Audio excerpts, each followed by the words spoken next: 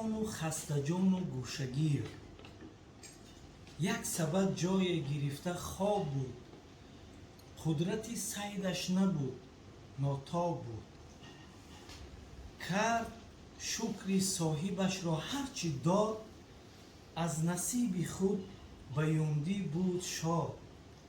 صاحبش گفتا که نادرکار اوست، چون ندارد قدرت سربار اوست. کرد فریاد و ببردش سوی دشت.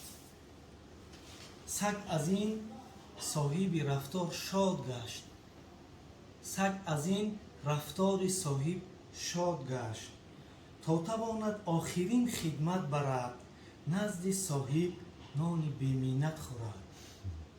گوشهایش سیخ سوی بانگ تیر، شد بلند آماده دو صیدگیر. تا که آرد باز صید صاحبش، تا که باشد باز صاحب طالبش. شد بلند آواز تیر و او جهی، گفت آوه صید صیادم رهی.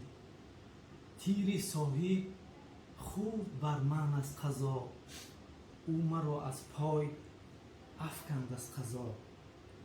خونچکان آمد به پیش پای او، تا به پای او بمالد چشم رو.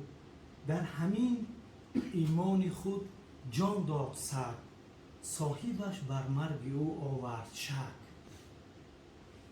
بار دیگر تیر زد بر سینه‌اش، تیر زد بر دوست دیرینه‌اش. ماند دشت و ماند ایمان و شک، ماند تیر و ماند انسان و سگیز.